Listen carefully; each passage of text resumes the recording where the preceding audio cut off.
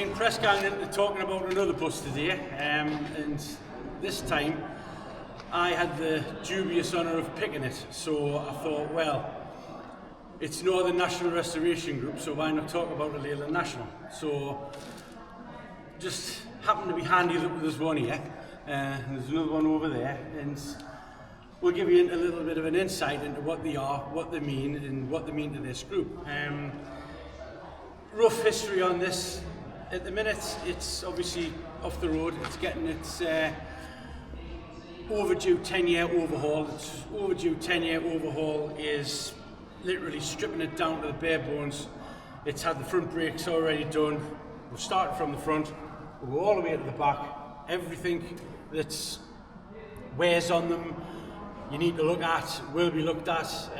We've done quite a lot as well, but I mean, as we're going along, we're finding out that there's bits and pieces that we didn't know about, so the overhaul sadly is running a little bit behind time. But there's no time limit on it, and I want it to be right. There's no point in running something that's well over 40-year-old if it's not going to be right. She didn't go to working this year, obviously because it was in the midst of its overhaul, so we took 5217 instead, but that's a tale for another day. Basically, the insight of this thing, this started its life in the depot that was next door in Philadelphia. And the National 2 fleet of Northern, there was 60 of these built and constructed for Northern. This one, with another 5, never ever strayed off the Weir district.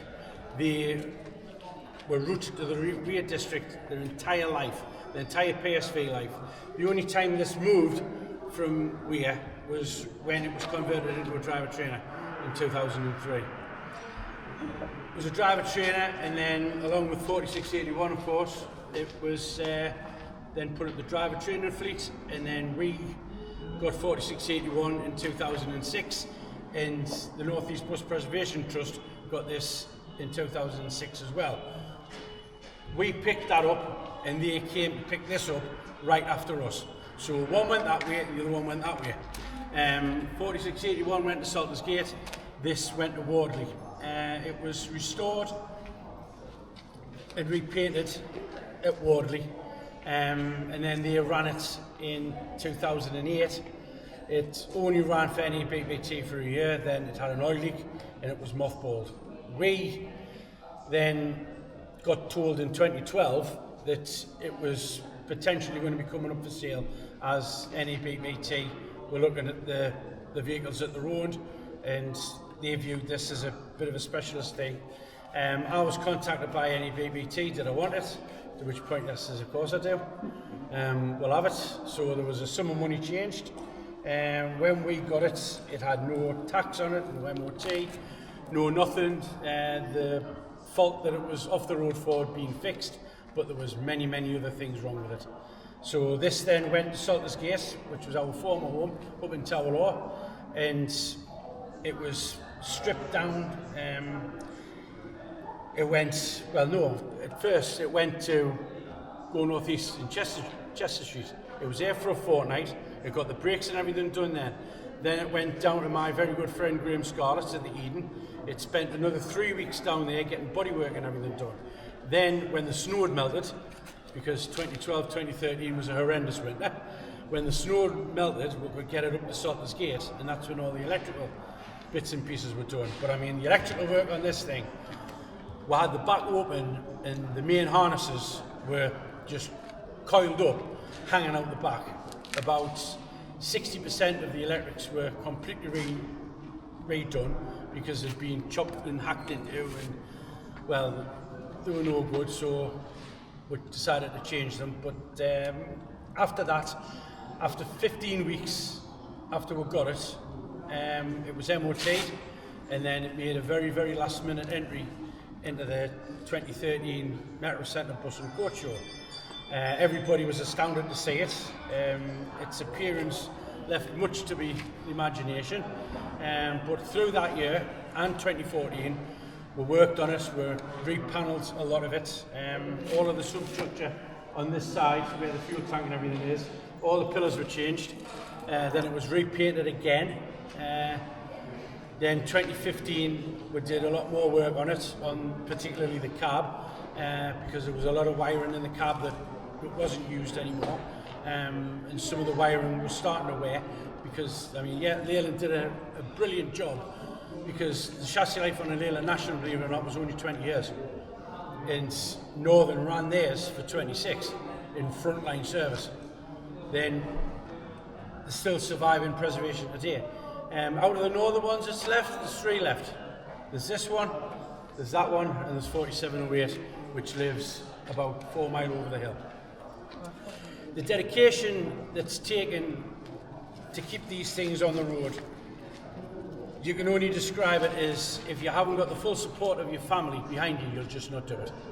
These things are monumentally expensive, they're monumentally time consuming.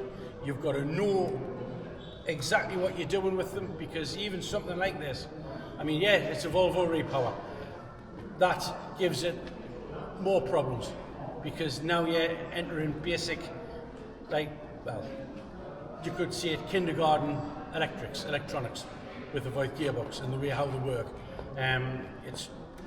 I could sit here all day and tell you how a gearbox worked, and you'd still not be the wiser. Let's just say it's a big box of electrics, and at certain speeds it does certain things. Many of you who I'm looking at now have been on this, you know what it's like, you know how quick it is, you know what the performance of it is. The standard Volvo repower, you had 270 brake horsepower out of the engine.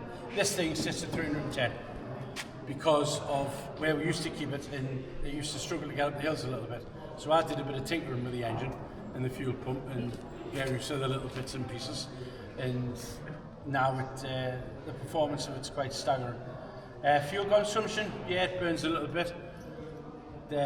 On a long run, you'll be surprised to know that it gets 80 miles per gallon. If you keep it below 50, you go over 50 miles an hour, half it. The quicker you go, the more it uses. When we took it over to working a couple of years ago, we had a good run with it, and it was all right. It was very well received. We're hoping next year to take it back, but as you can see at the minute, we're a little way off that, unless we're levitating it there. But it is what it is. We all work ridiculously hard on this, because this, for me, this is the star of our show. We are Northern National Restoration Group. The whole ethos of it is to restore a Northern National, and we're doing it in stereo, really, because when we're not working on this, we're working on that. There's still work getting done to that.